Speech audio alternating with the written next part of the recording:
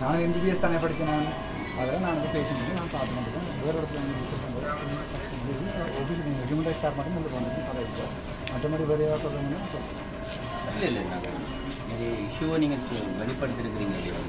இப்போ இன்றைக்கு வந்து நான் அரெஸ்ட் பண்ண அதுகளை கொஞ்சம் பார்க்கவும் வேணும். நீங்கள் பேஷண்ட்டை பார்த்துட்டு ஒரு டைம் இருந்தால் நான் உங்களுக்கு ஏதாவது கேட்கணும்னா சொல்லுங்கள். டப் பண்ணி பேஷண்ட் பார்க்கறது போகணும். என்ன செய்யணும்? இல்லை சார், நாங்கள் பார்த்த விஷயங்கள் எங்களுக்கு முன்னே உங்களுக்கு காணொலியில் தெரிய தெரியாது. எங்களுக்கு இந்த ஊடகங்களில் சமூக ஊடகங்களில் வந்த தகவலை பார்த்து தான் நாங்கள் இவ்வளோ பேரும் என்ன விஷயம் வந்து கேட்கத்தான் மாறதுக்கு நாங்கள் 2 நாளாக வைத்தியசாலையில் மருந்து கொடுக்கப்படையில என்ற ஒரு குறைபாடு எல்லாரும் சொல்லியிருக்கிறோம்.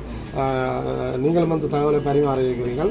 அதுக்கு அந்த விஷயம் உண்மையாக மக்களை அசௌகரியத்துக்கு உள்ளாக்கி இருக்குது. அது மாத்திரமில்லை, வெளியில் வேலை செய்யக்கூடிய வைத்தியர்களுக்கு வருமானத்தையும் கூட்டியிருக்கின்றதில் எந்த மாற்று கருத்தும் இல்லை. அந்த வகையில் நாங்கள் ஒன்று கேட்டு நாங்கள் வேலை செய்கிறதுக்கென்று பணியமர்த்தப்பட்ட ஒரு அத்தியட்சகரை உடனடியாக மாற்றுறதுக்கு விரும்பலை. நாங்கள் யாருமே இவைய கருத்துக்கு நாங்கள் எதிர்ப்பு தெரிவிக்கிறோம்.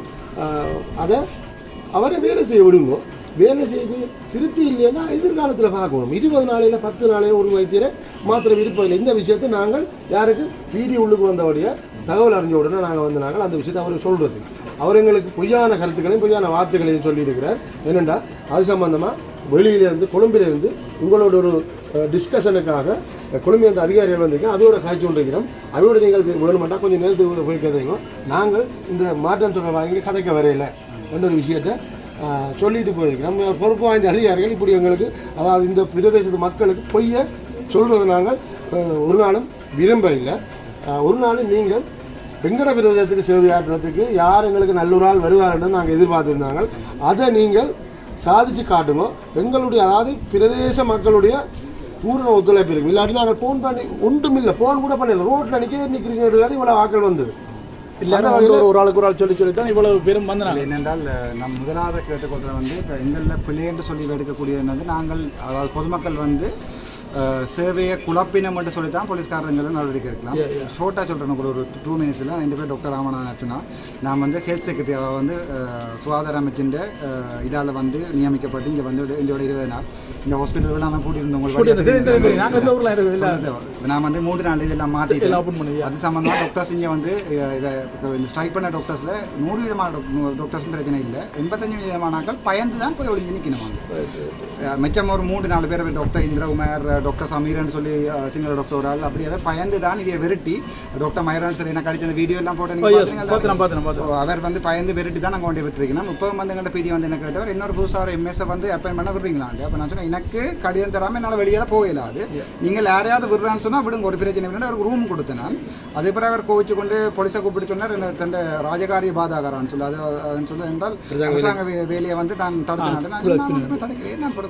இப்போ எனக்கு ஏதாவது ஒரு லெட்டர் ஒன்று வந்தால் தான் நான் வெளியே போகணும். மற்றது நான் கொழும்புல அடிச்சுக்கிறேன், கொழும்புல சொன்னேன் இன்னும் அப்படியே இருக்க சொல்லி. இப்போ நான் எனக்கு அப்பாயின் பண்ண டாக்டராக என்ன போக சொல்லி ஹெல்த் செக்ரட்டரியாக இருக்கலாம், அல்லது வந்து அடிஷனல் செக்ரட்டரியாக இருக்கலாம், அல்லது DMS பண்ண இருக்கலாம். எனக்கு போக சொன்னால் நான் போக ஒரு பிரச்சனையும் இல்லை. சமத்துக்கு நான் தேவையில்லை. நீங்கள் ஒரு வார்த்தை சொன்னால் நான் போயிடுவேன்.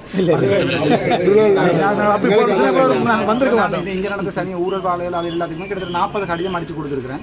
ஏன்னா ஊழல் சம்பந்தமான டாக்டர்ஸ் கனவேரஞ்சியை வந்து இதில் ஒர்க் பண்ண உங்களுக்கு கன விஷயங்கள் இருக்குது. நான் வேணுமெண்டா ஹியூமன் ரைட்ஸ் கொடுக்கறதாலும் இன்றைக்குமே வந்து மீட்டிங் வச்சு ஹாஸ்பிட்டலில் ஸ்டாஃப்கிட்ட கேட்டவே உங்களோட டாக்டர்ஸ் வேண்டாம்னு சொன்னால் MS வேண்டாமட்டா கையேற்றுங்கன்னு சொல்லி ஒருத்தருமே கையேற்றில்லை. அப்புறம் வேணுமெண்டா கையேற்றினா முழு ஸ்டாஃபும் கையேற்றினேன். நான் தான் அதை ட்ரான்ஸ்லேட் பண்ணினேன்.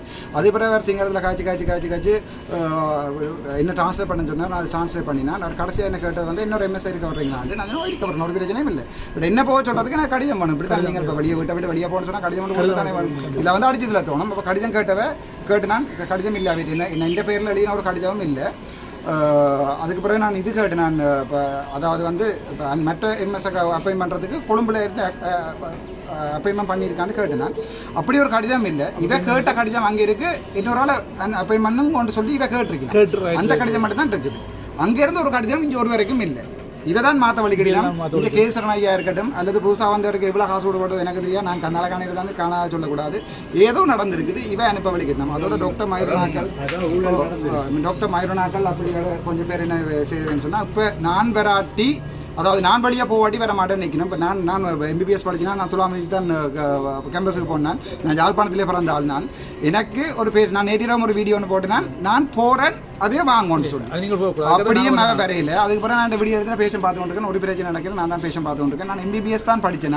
நான் இந்த பேஷன் பார்த்துருக்கேன். ஒரு பிரச்சனை இல்லை. என்னோட எல்லா ஸ்டாஃபும் ஒர்க் பண்ணி கொடுங்க. கொஞ்சம் டாக்டர்ஸ் ஒரு 3-4 பேர் வெரைட்டி கொண்டே அங்கே வச்சிருக்கேன். நாளைக்கு பின்னர் நாளைக்கு பிறகு அவைக்கு ஆக்ஷன் எடுப்பாடு. அதை வந்து ஓபிடியை நிப்பாட்டலாம், ஓட்டுவர் இல்லாத நிப்பாட்டி, E2 எல்லாம் நிப்பாட்டி, அத்தியாவசிய இல்லாத நிப்பாட்டு இல்லாது. அதுக்கு எதிராக நீங்கள் 4 பேர் மனித உரிமை குழுவில் போய் வழக்கு போட்டிங்கன்னா நாங்கள் வந்து நாங்கள் இவ டாக்டர் மாதிரி இல்லைன்னு சொன்னால் இவங்க வேலையுமே போகும், இல்லாமல் இல்லை ஆக்ஷன் எல்லாம் நடக்கும். அது அதை பொறுத்தது இருக்கிறீங்களா? பட் நான் இது வந்து இப்போ எங்களோட ஈகோடில் இருக்கிறது வந்து சம்மந்தமான இது வந்து நான் இப்போ மீடியாவுக்கு சொல்லக்கூடாது. நான் வந்து டாக்டர்ஸ் அசோசியேஷன் ஸ்ரீலங்காண்ட ஒரு அசோசியேஷனில் வந்து ரைட்டர் எழுத்தாளர். அதோட ஸ்ரீலங்கன் கான்ஸ்டியூஷன், அதாவது எங்கள் அரசியல் ஜாப் இருக்குது தானே, அதில் எனக்கு தெளிவான இருக்குது. நான் என்னத்தை நினைக்கிறேனோ அதை நான் சொல்கிற உரிமை இருக்குது, அடிப்படை உரிமை இருக்குது. அந்த அடிப்படை உரிமையில் நான் சொல்கிறால ஒருத்தரையும் பாதுகாப்படையில் நான் ஒரு பொய்யும் சொல்லல. அது கோர்ட்ஸுக்கு வேண்ட போகட்டும், கோர்ட்டில் மாதிரி ட்ரீட்மெண்ட் போகிறேன். சனம் தாராளமாக வடிவாக அதில் போய் கோர்ட்டில் தீர்மானிக்கும் என்ன நடந்து சனம் கம்ப்ளைண்ட் நடக்கும். ஒரு நான் கேட்குற முழுக்க ஒரு இண்டிபெண்டன்ட் கமிஷன், அதாவது வந்து ஒரு சுதந்திரமான ஆணைக்குழு அமைச்சு சனத்தின் பாதிப்பு பெறாமல் ஒரு கம்ப்ளைண்ட் பண்ணக்கூடிய ஒன்றை இவ செய்வினமே சொன்னால் யாழ்ப்பாணத்துலேருந்து சனத்துலேருந்து தாராளமான கம்ப்ளைண்ட் போகும். முழு கலர் அது உதாரணத்துக்கு கேசரன் ஐயா பயம்லாம் சொல்கிறேன், அவர் பிளவிட்டவர் அடித்த கடிதத்தை கூட மூடிக்கணும். அதாவது அப்படியான விஷயங்கள் எல்லாருமே ஷேர் பண்ணி கொண்டிருக்கணும். இப்போ ஒன்றுண்டா தான் பயமில்லாம் வெளியாக காய்ச்சி கொண்டு இருக்குது.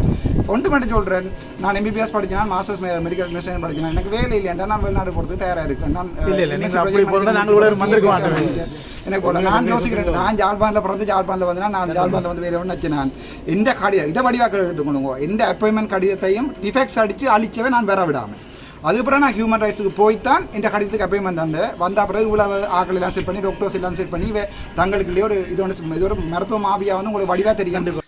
நான் படித்தது இந்த பாஸ் பண்ணுறது இந்த வரைக்கும் ஒரு நாளுமே ப்ரைவேட் செஞ்சதில்லை. நான் கவர்மெண்ட் ஹாஸ்பிட்டல் மட்டும் தான் ஒர்க் பண்ணி கொண்டிருக்கிறேன். உங்களுக்கு தெரியும், முன்னே இருக்கிற 2 ஹாஸ்பிட்டல் பெரிய இதெல்லாம் தெரியும்.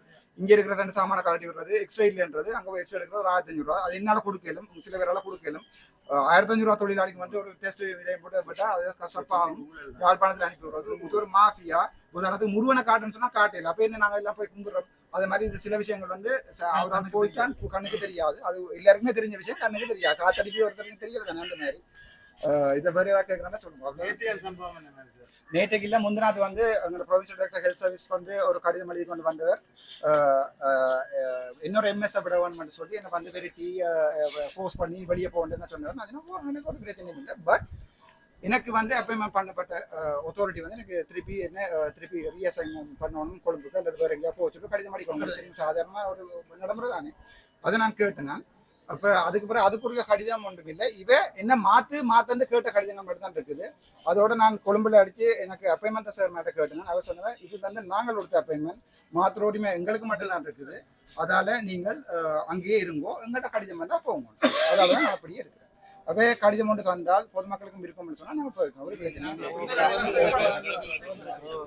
எங்களுக்கு உண்மையில நீண்ட காலமாக எங்களுக்கு இந்த மருத்துவ சேவைன்றது இட்டாக்கணியா இருக்குது. உங்களுக்கு அப்பாயின்மெண்ட் நீங்க போட்டு நீங்க வந்திருக்கீங்க, திருப்பி அதையே உங்களை எடுக்கிறதாக இருந்தாலும் இனி எங்க அனுமதி இல்லாம இருக்கிறாங்க. அனுமதி இல்லாம சரியான ரீசன் எங்களுக்கு வேணும். உங்களை அப்பாயின்மெண்ட் அதை திருப்பி அதையே உங்களுக்கு எங்களுக்கு எதிராக ஒரு போலீஸ் வந்து ஆக்ஷன் எடுக்கலாம். நாங்கள் வன்முறை செய்ய அதால கவனமா இருந்தோம். ஏன்னு சொன்னால் ஒவ்வொரு விஷயம் கவனமா இருக்கணும், கதைக்கிற விஷயம் கவனமா இருக்கணும், பிரச்சனை பட தேவையில்லை. ஹாஸ்பிட்டல் உள்ளுக்குள்ள ஒரு பிரச்சனை பட வேண்டாம், வெளியில ஒரு பிரச்சனை பட வேண்டாம், ரோட் மறைக்க வேண்டாம், ஒரு வேலையும் செய்ய வேண்டாம்.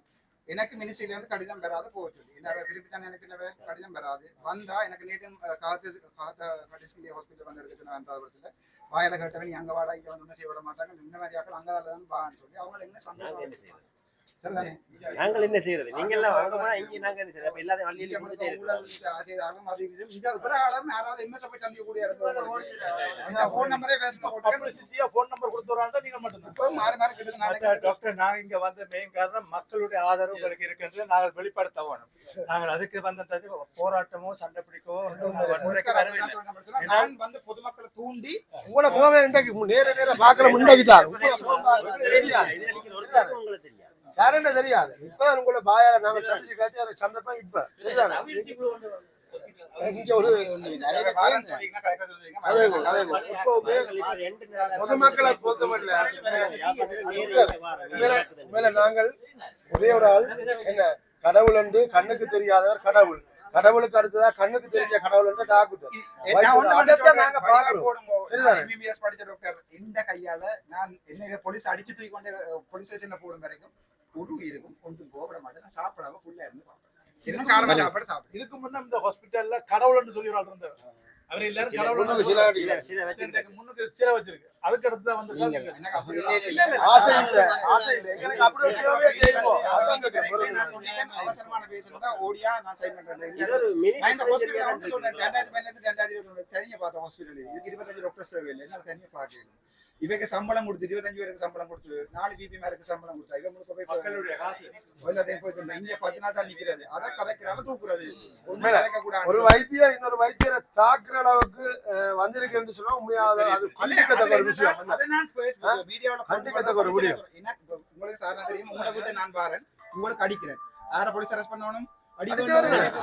என்ன அரெஸ்ட் பண்ணி கொண்டு போய் அடிச்சவன்கிட்ட ஃபர்ஸ்ட் ஸ்டேட்மெண்ட் எடுத்து FIR எடுத்து அடிவன்ட்டு செகண்ட் பேண்ட். இது எந்த இன்ஸ்டிடியூஷன்? இங்க இன்னொரு வெளியில இருந்து வந்து வெளியாலும் இல்ல. யாழ்ப்பாண போதரா வைத்தியசாலை வேலையில ஒரு டாக்டர் டியூட்டி அங்க டியூட்டி டைம்ல இங்க வந்து மீட்டிங் போட்டு எனக்கு அடிக்கிறது தான் இந்த உலகத்துல நியாயம் என்றால் அந்த நியாயத்துல 2 பேரும் சரி. எனக்கு இந்த ஸ்ரீலங்கால வேலையில விருப்பமே இல்லை. இதுவரைக்கும் எங்களுக்கு தெரியாது, மக்களுக்கு தெரியாது, பொதுமக்களுக்கு தெரியாது. உங்களோட பாதுகாப்பு எனி ஹாஸ்பிட்டலுக்கு உள்ள வந்து சென்றால் அது அந்த கேஸ் தெரிவிச்சுதான் அந்த போலீஸ் பொறுப்பெடுக்கணும். அது சரி. மினிஸ்ட்ரி எல்லாம் கதைச்சிருக்குது. தாமரை பழக்கட்டா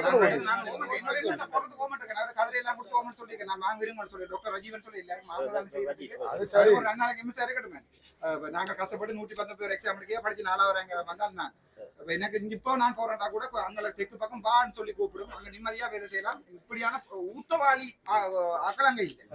அதெல்லாம் சொல்றேன். டாக்டர்ஸ் என்ற பேர்ல எல்லாருமே டாக்டர் சரியான ஆக்கள் இல்ல. இங்க ஒரு 1-2 பேர் டாக்டர்ஸ் என்ற பேர்ல ஏதோ தவறுதலா எக்ஸாம் போய் அடிப்பேன். நீங்க எனக்கு ஏதாவது சொல்லலாம், அவங்களுக்கு அடிக்கிறமோ அடிக்கலாம். அடிச்சா பிறகும் அந்த இந்த போனை பறிச்சு கொண்டு போய் பொக்கல்ல இருந்த 275,000 காசையும் பறிச்சு கொண்டு போய் போனை கொண்டு போய் போலீஸ்ல கொடுத்துட்டீங்கன்னா நிலத்துல இருந்தாரு. நான் போனை கேட்க இங்க ஃபுல்லா தெரியல.